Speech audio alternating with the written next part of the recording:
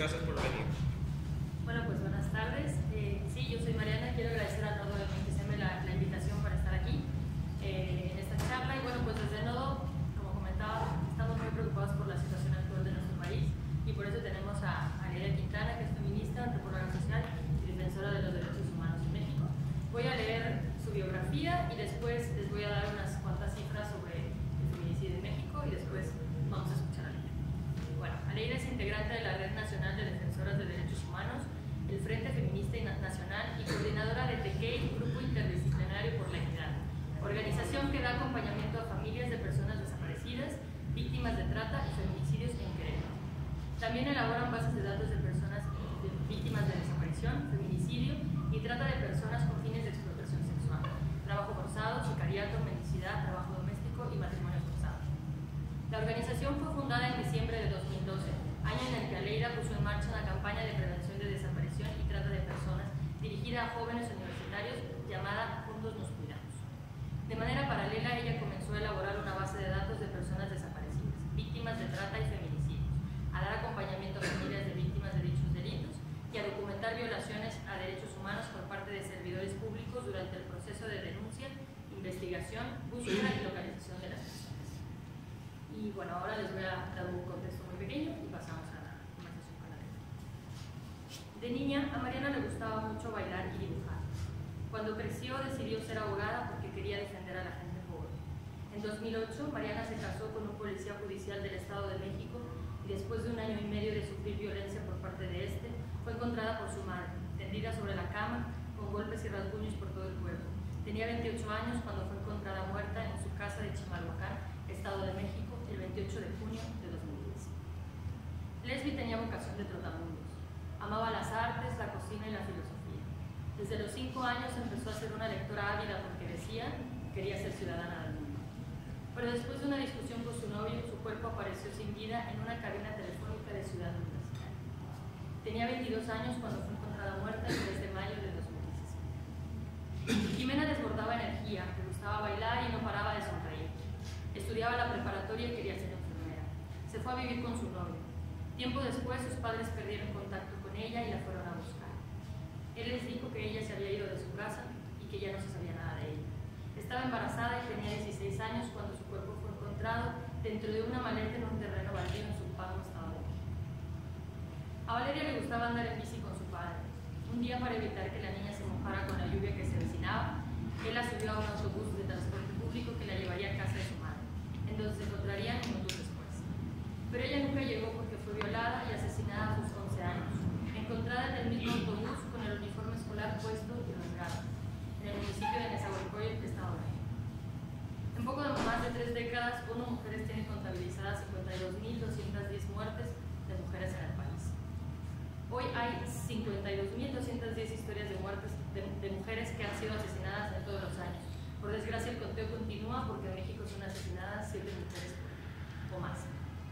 Hacía un conteo rápido ahora de cuántas somos cerca de 14 mujeres. Pensando en eso y en las cifras, pues en 2 días ya prácticamente nosotros, no sé, como para dimensionar el problema. En el último sexenio, en el de Enrique Peña Nieto, se registraron casi 13.000 asesinatos, sumiendo al país en el peor contexto de violencia contra las mujeres, según el Observatorio Ciudadano Nacional de Feminicidio. El país es un lugar letal para las mujeres.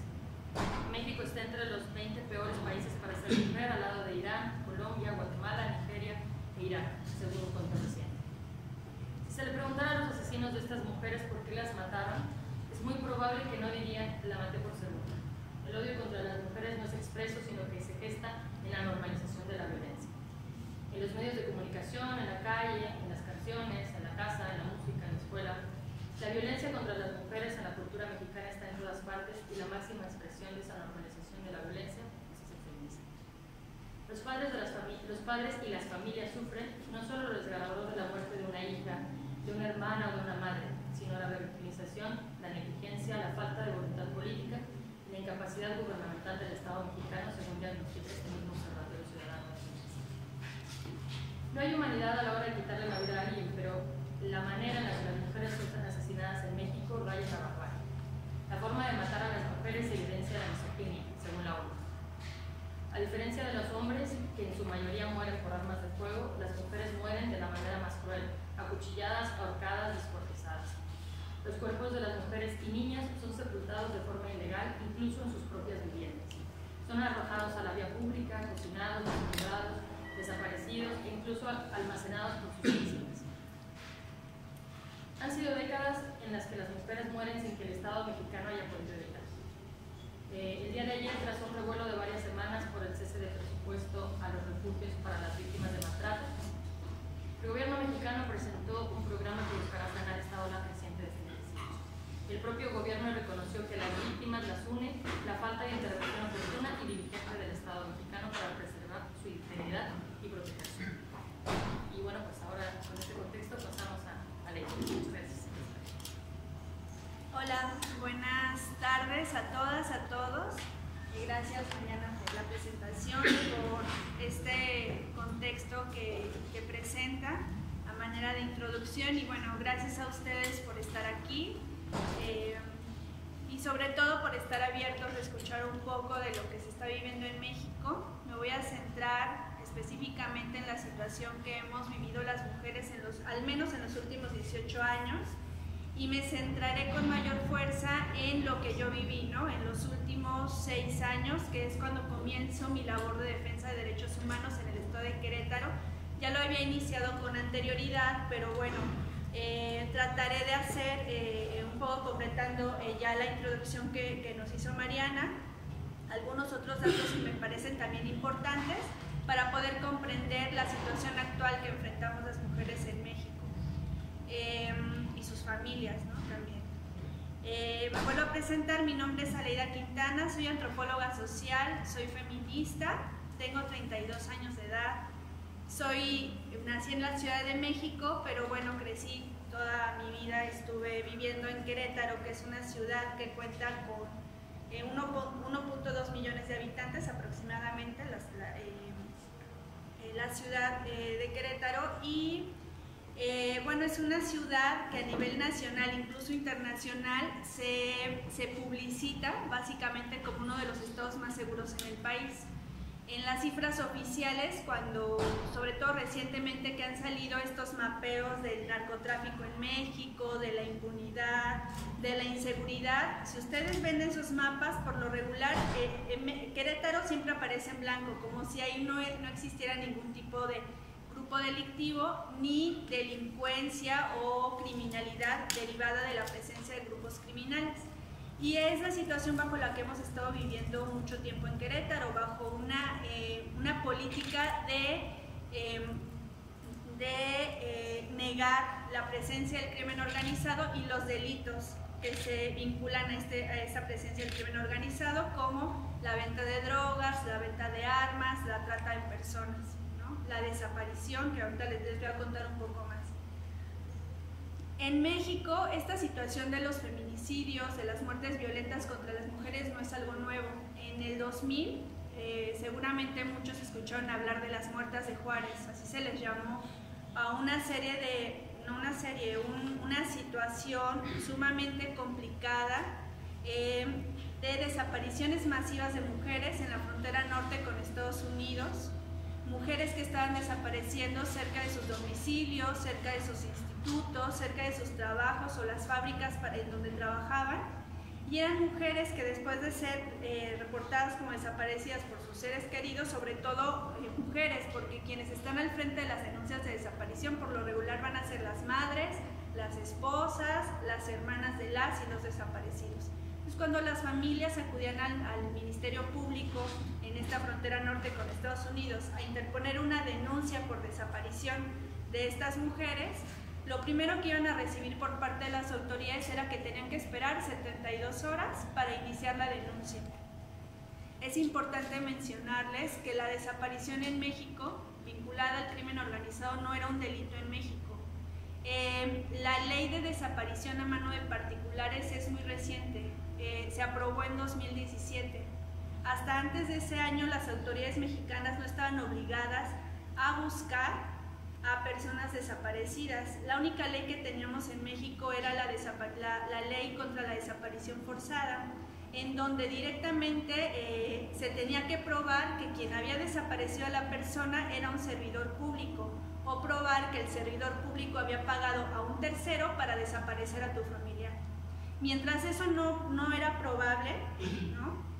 Las autoridades básicamente no tenían obligación en localizar a las personas, mucho menos tenían protocolos de búsqueda adecuados, mucho menos con perspectiva de género, ¿no? Quienes desaparecían en esas condiciones, en desaparición forzada por lo regular, son las que se llaman desapariciones políticas. Eran defensores de derechos humanos, periodistas, líderes sindicales, líderes estudiantiles, ¿no? Quienes eran desaparecidos por servidores públicos como una manera de represión. Ese tipo de desaparición sí estaba penada en México, pero esta nueva ola de desaparecidas y desaparecidos no. Las familias, cuando se acercaban al Ministerio Público a denunciar que su hija no había vuelto a casa, las autoridades argumentaban inmediatamente una ausencia voluntaria. Le pedían a la familia esperar 72 horas, argumentando que seguramente su hija se había ido con el novio, ¿no? Decían, bueno señora, mire, no se preocupe, regrese a su casa, espere 72 horas porque seguramente su hija se fue con el novio, ella está muy feliz, usted aquí llorando, ¿no? Eran frases que se ocupaban en el 2000 y que se siguen ocupando hoy en día, a pesar de que ya hay una ley que obliga a las autoridades a buscar inmediatamente a las personas desaparecidas. A veces culpaban a las madres de la misma desaparición de sus hijas, con frases como ¿qué le hizo señora para que su hija se fuera? ¿No? O seguramente su hija quedó embarazada y por miedo a que usted la regañara se fue de casa, pero no se preocupe, ya volverá. En esos años, si ahora el tema de la desaparición de mujeres va poco a poco caminando y se ha hecho más visible en el 2000, no se conocía, no se sabía qué estaba pasando, no se sabía quiénes se las estaban llevando y para qué se las llevaban. Y las madres de estas mujeres regresaban a sus casas a esperar 72 horas pensando que seguramente su hija sí se había ido de manera voluntaria. Eran en estas primeras 72 horas cuando compañeros de escuela, compañeros de trabajo, vecinos, empezaban a hablar de lo que habían visto.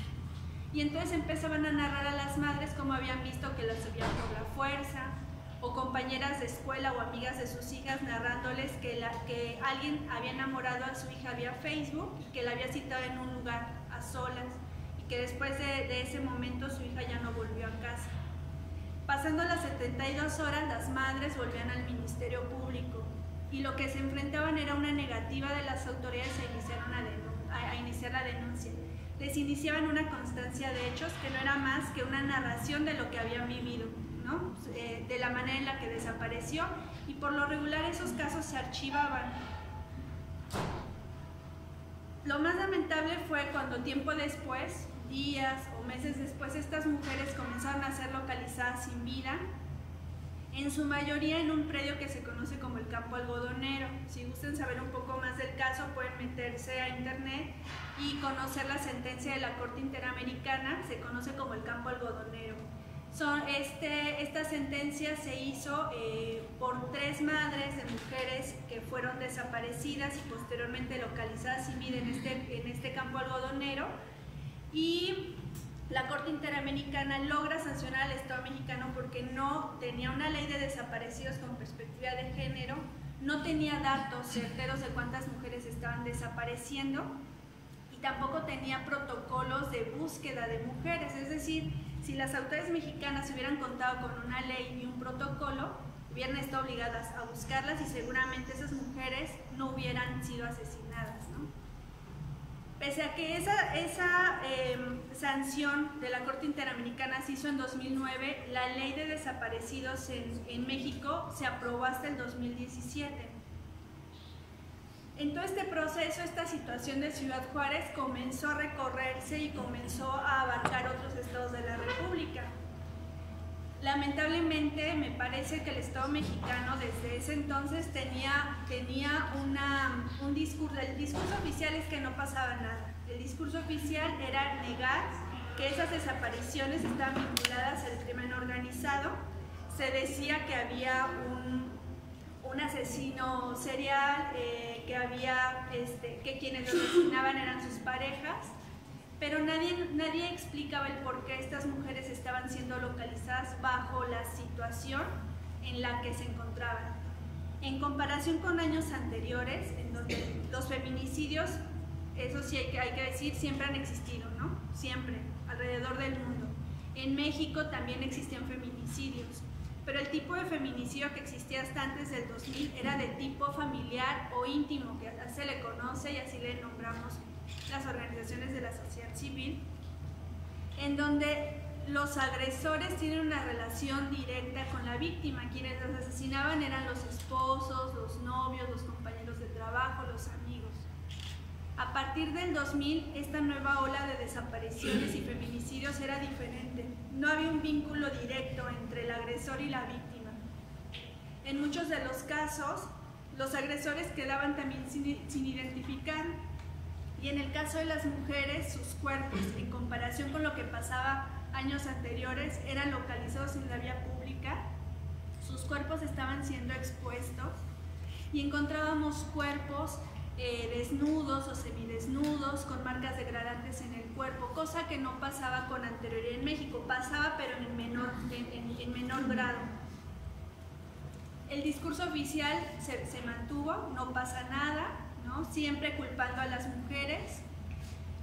Cuando había la desaparición de una niña, inmediatamente las autoridades emitían comunicados de prensa que iban a ser publicados por los principales medios de comunicación en México, con la finalidad de estigmatizar no solamente a la víctima directa, sino a la familia. Y encontramos casos en donde las mismas autoridades decían que quien había sido asesinada, ellos tenían conocimiento de que eran mujeres que se dedicaban a la prostitución o de que su familia estaba involucrada en el crimen organizado. Esa situación, esas campañas de estigmatización contra las víctimas generaban mayor violencia contra las familias, quienes en ese momento no solo se enfrentaban a la ausencia de su ser querido, es decir, no tenían a su hija, se enfrentaban a un desgaste emocional muy fuerte, ¿no? A una situación en la que no sabían qué estaba pasando con su familiar, a la omisión de parte de las autoridades, a una campaña de estigmatización por parte de medios de comunicación y en muchas ocasiones también rechazo social derivado de estos medios de comunicación. Encontrábamos a familiares que eran corridos de sus comunidades por los mismos vecinos, quienes los acusaban de supuestamente estar involucrados en el crimen organizado. Entonces, mientras las familias buscaban a sus desaparecidos, las comunidades comenzaban a echar a las familias de sus lugares de origen, temiendo que efectivamente estuvieran involucrados y que los estuvieran poniendo en una situación de riesgo. Y esa situación agravaba aún más el proceso por el que estaban enfrentando las familias. Bajo esa situación hostil en sus comunidades, las familias salían de esos lugares, se alejaban, incluso evitaban que pudieran dar continuidad a las denuncias y se colocaban en una situación de vulnerabilidad mayor porque sus redes de apoyo ya no estaban cerca, ¿no? Y creían justamente al discurso que las autoridades estaban emitiendo respecto a su caso.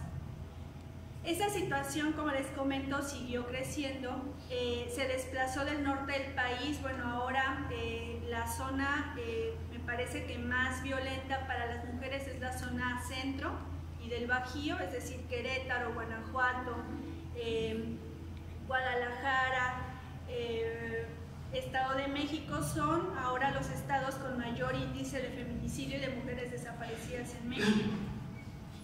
En 2012 yo estaba estudiando la licenciatura en antropología y en este estado de Querétaro, donde les digo que las autoridades decían que no pasaba nada, se hace pública por primera vez la existencia de 48 niñas desaparecidas.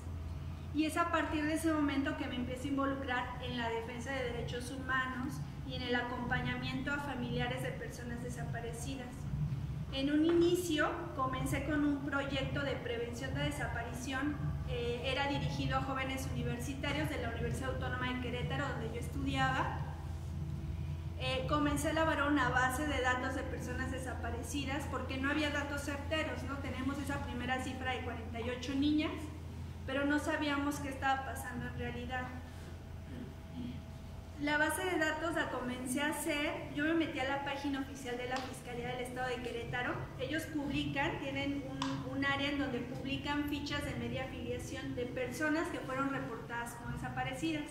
Entonces, ustedes se pueden meter a la Fiscalía y van a encontrar todas las fichas de mujeres adultas, niñas, hombres adultos y niños desaparecidos. Pese a que ellos publicaban esas fichas mensualmente, salían públicamente tanto el secretario de Gobierno y el procurador a decir que en Querétaro no había ni un solo desaparecido. Será tanto el cinismo con el que se trabajaban mediáticamente que llegaron a decir que no había ni una sola persona desaparecida en Querétaro. Comencé a bajar esa información a una hoja de Excel y el primer año, en 2013, logré documentar 143 personas desaparecidas en Querétaro. En 2014, 177. En 2015, 407 personas desaparecidas. En 2016, 629 personas desaparecidas, son datos solo de Querétaro. Y en 2017, más de 800 personas reportadas como desaparecidas. En su mayoría eran mujeres. Sin embargo, lo que yo me di cuenta es que la Fiscalía no publicaba todas las fichas de personas desaparecidas y no publicaban más de 80 fichas por semana. Cuando había un nuevo desaparecido, publicaban su ficha y quitaban la ficha de un desaparecido del 2013, por ejemplo, y cuando alguien era localizado volvían a publicarla. Y ellos mantenían una percepción de que la situación no aumentaba, ¿no? Había fichas, por ejemplo, de niñas, de menores reportadas como desaparecidas que eran publicadas en la base de datos de mujeres adultas. Cuando comencé este trabajo en 2013, a finales de ese año y hasta mayo del 2014 se dieron desapariciones en el estado de Querétaro de niñas menores de 16 años embarazadas o que habían recientemente dado a luz, ¿no? Eran niñas que estaban desapareciendo junto con su bebé. Cuando me metí yo a ver la página oficial de la Fiscalía, solamente era publicada la foto de la niña en la base de datos de adultas y la foto del bebé no era publicada, ¿no? Eran mujeres que desaparecieron, hubo varios modos en los que se las estuvieron llevando. La mayoría vía Facebook, en estos grupos que a veces hacen de trueque o de intercambio y venta por internet, páginas de Facebook, publicaban mensajes de tengo ropa de bebé, si alguien necesita ropa de bebé comuníquese conmigo y se las regalo. Entonces habían mujeres que por ejemplo estas chicas que eran de bajos recursos, que no tenían acceso a comprar ropa de bebé y que al estar embarazadas mandaban mensajes diciendo bueno, yo necesito la ropa, voy a parir en un mes. Las citaban en un lugar bajo el engaño de que les iban a entregar las cosas y las privaban de su libertad. En ese momento hubo casos de esas niñas que posteriormente fueron localizadas sin vida y el niño, el bebé, siguió desaparecido y siguen sin ser localizados, ¿no? Muchas de estas madres, cuando acudían a poner la denuncia ante el Ministerio Público, esto ya en 2013, 2014, recibían la misma respuesta que recibían las madres en Ciudad Juárez en el 2000, 2006, ¿no? Es que se fue con el novio, seguramente tenía problemas en casa, seguramente usted la golpeaba y por eso huyó, ¿no? Tratando de que las familias no iniciaran la denuncia de desaparición. Y bueno, en ese 2013 comienzo a dar acompañamiento a familiares de personas desaparecidas, hombres y mujeres.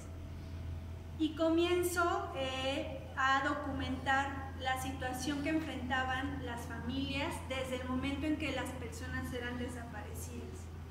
Esta situación que yo les comento que estaba en el norte del país se empezó a replicar en Querétaro.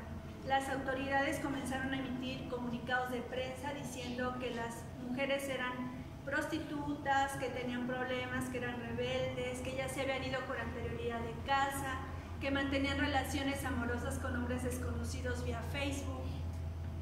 En algunos casos publicaron videos en donde las chicas tomaban un autobús, ¿no? Para argumentar que nadie las estaba forzando a irse. Ellas llegaban a la central de autobuses, compraban su boleto para ir a Monterrey, para ir a Guadalajara, al Estado de México, y las autoridades decían, bueno, pues como pueden ver en el video, nadie les está poniendo un arma en la cabeza, nadie las está forzando. Lo que estaba sucediendo en Querétaro es que muchas niñas y muchas jóvenes estaban siendo enganchadas por redes sociales por grupos criminales, quienes comenzaban a enamorarlas. Este es un mecanismo muy utilizado en México para el enganche de niñas y mujeres para después someterlas a alguna modalidad de trata de personas. Comenzaban a enamorarlas, en algunos de los casos les ofrecían que les iban a dar casa, que les iban a dar amor, que les iban a proporcionar dinero para que siguieran estudiando, y les pedían que ellas se trasladaran a otro estado de la República donde supuestamente iban a vivir con este joven que las estaba enamorando. Encontrábamos a niñas que, creyendo que habían encontrado el amor de su vida, agarraban sus cosas, preparaban su maleta, en algunas ocasiones tomaban dinero de sus padres, se trasladaban a la central de autobuses y compraban un boleto de autobús y se iban y no se volvía a saber de ellos.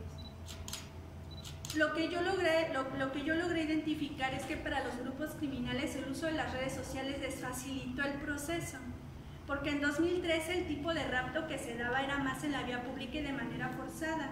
Iban caminando las mujeres, las subían por la fuerza a un auto y se las llevaban. Pero eso les ponía en riesgo porque había cámaras. Querétaro, el gobierno de Querétaro invierte mucho en seguridad y en cámaras de vigilancia y están por todas partes, ¿no? Eso era un riesgo para los grupos criminales.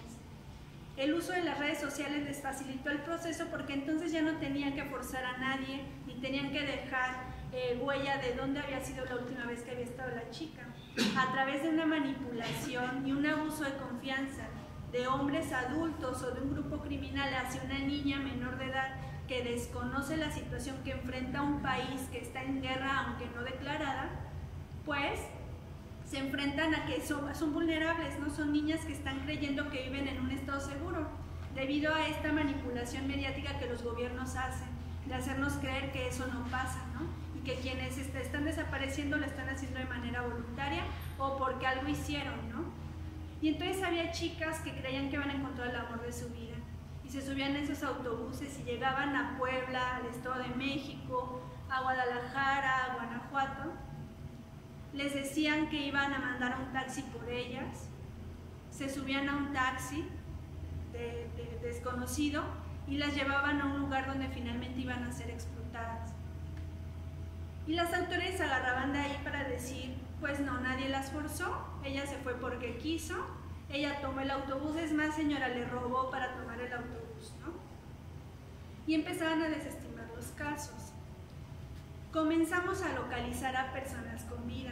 En todo este proceso, lo que estuvimos haciendo es acompañar a las familias. La manera en la que les acompañábamos era, y me parece que me ayudó mucho la perspectiva de que me brindó la antropología, de poder por familia elaborarles un análisis de contexto. Yo me daba cuenta que los grupos criminales no operaban de la misma manera para todas, ¿no? Iba a depender su edad, su situación económica, ¿no? Su situación familiar, el municipio en el que están desapareciendo. Entonces tratábamos con la familia de hacer un análisis de su situación social, su situación política, hacer un análisis de actores, quiénes podrían estar implicados, qué tipo de autoridades tienen en ese lugar, con qué cuentan y con qué no cuentan, y a partir de eso tejíamos un plan de protección, de seguridad comunitaria para ellos y de acompañamiento. Y empezábamos a investigar junto con las familias. Cuando teníamos ya el dato de dónde estaba, presionábamos a las autoridades para que fueran por ellas. Y así logramos que se rescatara a personas, hombres y mujeres. Me centraré en esta ocasión en el tema de mujeres porque me parece que es importante que se conozca, ¿no? Es decir, la situación del país es grave para todos, pero lo que sí me di cuenta en este tiempo es que la situación es muchísimo más grave y más violenta para las mujeres, ¿no? Y sobre todo para niñas. Cuando comenzamos a localizarlas, me dediqué también a recuperar las historias. Hasta antes de ese momento solo teníamos 2 hechos. La desaparición, sabíamos cómo habían desaparecido, y su posterior localización sin vida. Pero para que eso pasara podían pasar días o hasta meses, ¿no? Pero ¿qué les estaban haciendo en esos meses? ¿O por qué las asesinaban, no? A través de la documentación y del rescate de estas niñas logramos identificar que muchas de ellas estaban siendo sometidas a diferentes modalidades de trata, no solamente a la explotación sexual. Me parece que está muy estereotipado el tema de la trata de personas, porque la primera imagen que se nos viene a la mente es una mujer en situación de prostitución, pero la trata de personas opera de unas maneras que son difíciles de identificar, ¿no? Y que incluso podemos en el día a día estar expuestos a gente que está viviendo en una situación de trata y no saberlo porque tampoco hay mucha información al respecto. Y es muy difícil documentar la trata de personas. Lo que logramos identificar es que las mujeres estaban siendo víctimas de explotación sexual, algunas en bares, algunas en casas de masaje, algunas en lugares en donde hacen estas llamadas de tipo sexual, ¿no? De todas las edades, niñas, adolescentes, mujeres adultas. En el tema de mujeres adultas mayores, localizamos que estaban siendo explotadas bajo una modalidad que se conoce como mendicidad. Son personas que son obligadas a pedir dinero en las calles, ¿no? Y bajo esa situación estuvimos localizando mujeres mayores que estuvieron desapareciendo en Querétaro y que las localizamos entre 3 meses y 8 meses después. Muchas de ellas, igual que como opera en la trata de personas, sometidas bajo violencia emocional, violencia sexual, violencia física. Se les retiran los documentos, se les mantiene bajo amenaza constante contra ellas y contra sus familias en caso de escapar. En Querétaro hay una zona con población indígena. Lo que logramos identificar para las mujeres de esta población indígena, que son otomís o ñaños, es que ellas eran sometidas a la modalidad de trata de trabajo forzado doméstico. Cuando yo comencé esta labor, no me acerqué a Amealco, que es la zona en donde hay población indígena, hasta el 2015, porque se empezaron a dar desapariciones entre la preparatoria y la comunidad estaba alejada, ¿no? Y las estudiantes caminaban diariamente sobre la carretera para ir de su comunidad a la preparatoria y ahí desaparecían. Pero eran desapariciones cortas, las desaparecían por no más de 48 horas y después las ponían en libertad vivas. Las niñas eran localizadas desnudas, semidesnudas, con pérdida de memoria, no recordaban lo que había pasado, pero sus cuerpos presentaban mucha hazaña. Algunas de ellas presentaban mutilaciones en varias partes de su cuerpo, señas degradantes en su cuerpo, se les cortaba, en muchos de esos casos, sobre todo en 2014, se les rapaba el cabello y se les ponía en libertad así. Y cuando iban a poner denuncia, se encontraba que habían sido violadas sexualmente. Cuando yo llego a la comunidad indígena, resulta que salen más historias, ¿no? De este tipo de raptos. Pero comienzan a platicar las familias que ya llevaban mucho tiempo que no veían a algunas jóvenes de la comunidad. Comenzaron a narrar que por el 2012 llegaban camionetas a la comunidad a ofrecerles empleo como trabajadoras domésticas a las familias. Les decían, oye, mira, yo necesito una trabajadora doméstica, te ofrezco llevarme a tu hija, le voy a dar estudios, le voy a pagar, le voy a dar una casa, le voy a dar alimento, va a vivir mucho mejor allá que aquí contigo, ¿no? Que no le puedes ofrecer nada, y además la voy a dejar que te venga a ver cada fin de semana. Y encontrábamos casos en donde las familias dejaron que sus hijas se fueran con esta falsa oferta de trabajo. Las niñas ya no volvían, ya no se comunicaban con ellas, y las madres, cuando nosotros acudimos en 2015, decían, es que yo creo que mi hija le gustó el dinero, o le fue tan bien en la ciudad que ya se olvidó de su tierra, o le da vergüenza, ¿no?, regresar a su comunidad. ¿Yo qué le puedo ofrecer? ¿No? Soy pobre, etcétera.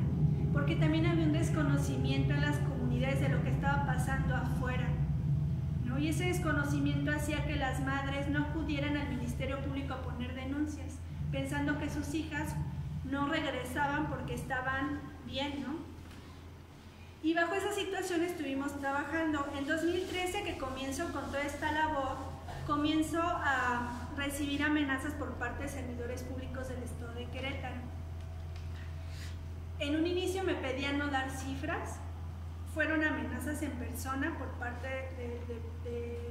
de servidores públicos. Me decían, el principal argumento que ellos utilizaban era que si yo daba cifras iba a evitar que hubiera inversión en el estado. Eso fue constante desde el 2013 hasta el 2017. Me dijeron en ese entonces que si yo daba cifras o me atrevía a seguir con el proyecto de prevención que tenía, me preparara para que me violaran 20 policías. Esa fue la primera amenaza que yo sufro en 2013, iniciando la labor. Que le buscara psicólogos a mis padres, que no querían que al día siguiente yo regresara, que regresara mi mamá llorando con ellos a decirles que no me encontraba. Derivado de eso seguí la labor. Me comienzan vigilancia a partir de ese momento, del 2013 hasta el 2016, 2017, de parte de un joven que me estuvo siguiendo todo el tiempo. Estaba fuera de mi domicilio, se metía a mis clases en la universidad, me fotografiaba. En 2015 puse denuncias formales en la Fiscalía Especializada en Delitos Cometidos por Servidores Públicos. Y yo ahí me entero que esta persona que me seguía también estaba siguiendo a otros líderes sociales en Querétaro, vigilándolos también. Comienzo a ser amenazada vía telefónica, vía mensaje de texto, en redes sociales, y las autoridades, así como emitían comunicados de prensa para estigmatizar a las víctimas, comenzaron a hacerlo conmigo, ¿no? Las autoridades empezaron a decir que quien daba las cifras, o refiriéndose específicamente a mí, que sabían que yo tenía esquizofrenia, que quería causar paranoia en la población, que alguien me estaba pagando para difamar al gobierno, que frustraba investigaciones, que agredía a familiares de personas desaparecidas.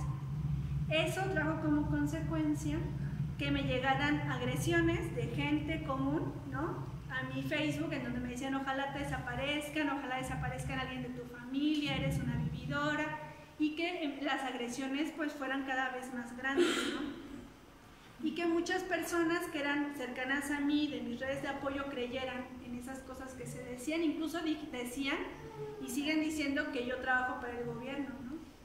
Entonces eso generó que obviamente grupos también empezaron a rechazarme, creyendo que sí, supuestamente yo estoy involucrada con el gobierno, seguramente me estaban pagando, seguramente tenía esquizofrenia o cualquier cosa, ¿no?, o que frustré investigaciones. Me entré al mecanismo de protección para personas defensoras de derechos humanos en 2015, me asignan el acompañamiento de escoltas, pero las agresiones no cesaron, se intensificaron. En 2017 decido desplazarme, ya irme definitivamente al estado de Querétaro porque hubo agresiones más fuertes. En todo este proceso sufrí agresiones físicas, robo de documentos y estas cosas que ya les comento. Me desplazo de Querétaro, me voy para refugiarme en otro estado. Finalmente me localizan en enero del año pasado y me agreden físicamente mientras yo me dirigía a la organización donde yo trabajaba. Dos hombres me golpearon por la espalda con un tubo, lo cual pues me trajo muchas consecuencias en mi salud, muchas, y es el motivo por el que tengo que venir a España. Fui acogida por el programa de protección de Amnistía Internacional España. Es un programa que te da la oportunidad de protegerte, de sacarte de tu lugar de origen, protegerte, que tengas posibilidades de recuperarte físicamente, emocionalmente, y después ver, ¿no?, qué haces, si vuelves y cómo sigues defendiendo derechos humanos. Entonces, bueno, les agradezco mucho que estén aquí, que hayan escuchado. Me gustaría ahora presentarles un video, es corto, son testimonios de madres víctimas de feminicidio y después abrir tal vez un espacio para algunos comentarios o preguntas. Gracias.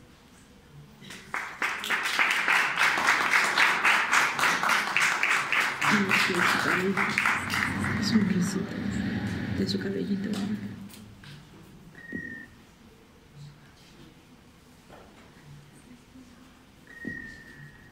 Y este es su cabello, es un risito de su cabellito. Tengo un video de ella en el Face, en el celular, y cuando quiero oírla la oigo. Nos mataron a toda una familia completa. Nos dejaron sin vida, sin libertad. Y a veces no sé si me veía con lástima o con morbo. Y por eso decidí moverme de ahí. Mi casa fue toda mi vida.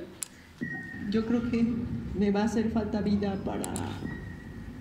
para terminar de hacer lo que tengo que hacer.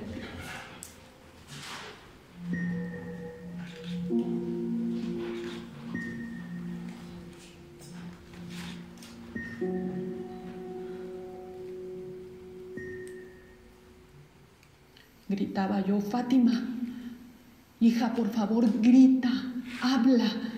Fátima, aunque sea muerta, pero te voy a encontrar, Fátima. Y me eché a correr, gritando que sí, porque a la hora que yo agarré la sudadera y la levanté, todo lo ves, ya estaba manchado de sangre.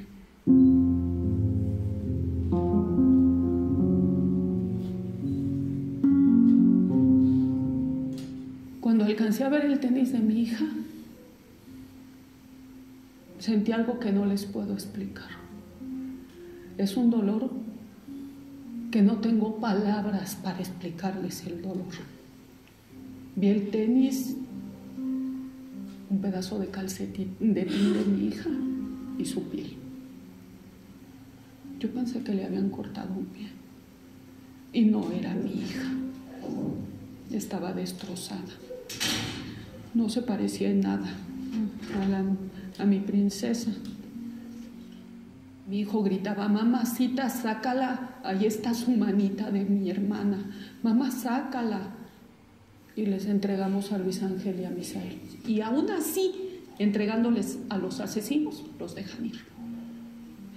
No hay pruebas químicas ni científicas más profundas de mi hija, porque la Procuraduría y sus peritos asentaron en el expediente que no tenían tiras reactivas.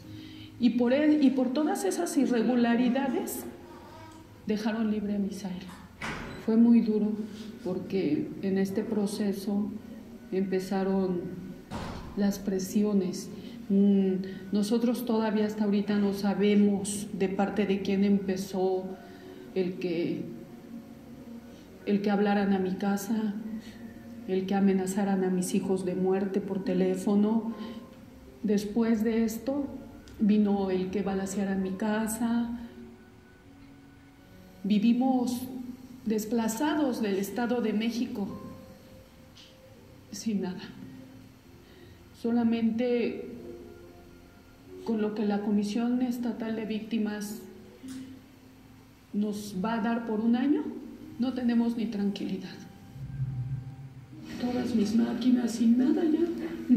Ya no tenemos casa en donde.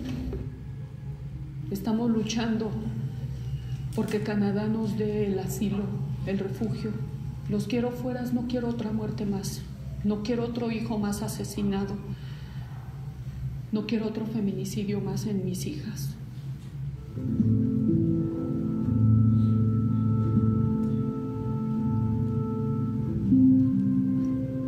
Ella hacía estas. Nos subimos a la camioneta de mi cuñada. Iban mis dos cuñadas. Llegamos al lugar y cuando yo vi las bandas amarillas,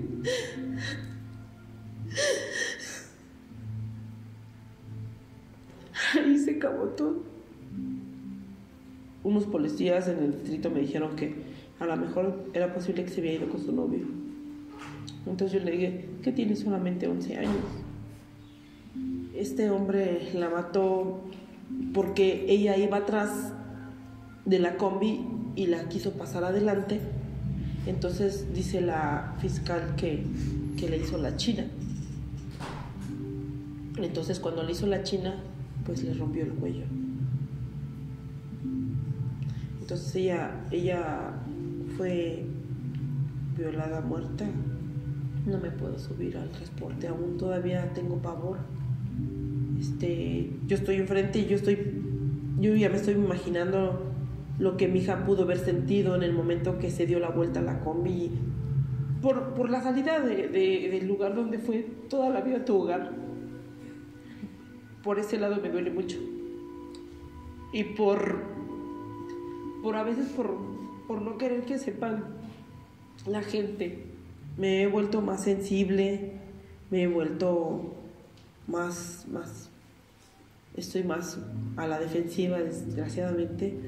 Los homicidios no son de hombre a hombre, los homicidios son de mujer de hombre a mujer, y más que nada es una mujer débil, es una mujer chiquita, ¿no? Mi hija fue abusada de un hombre de unos 60, unos 70, y ella media 1.30, 1.40.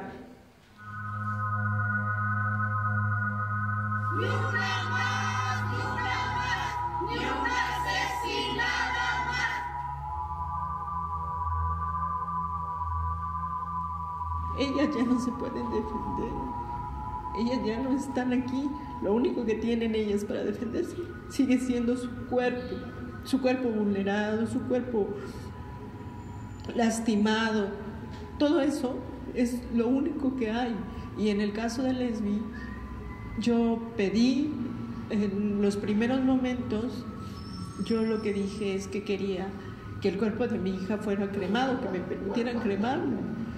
Y ellos dijeron que sí, ya estaban todas las autorizaciones para cremar ese cuerpo. Y entonces iba a ser una salida muy fácil para las autoridades. Quieren concluir una investigación de la manera más rápida, más corta y que más vende. Se suicidó porque tenía problemas, porque como era una mujer, entonces hay días que están vulnerables, están mal, están desequilibradas.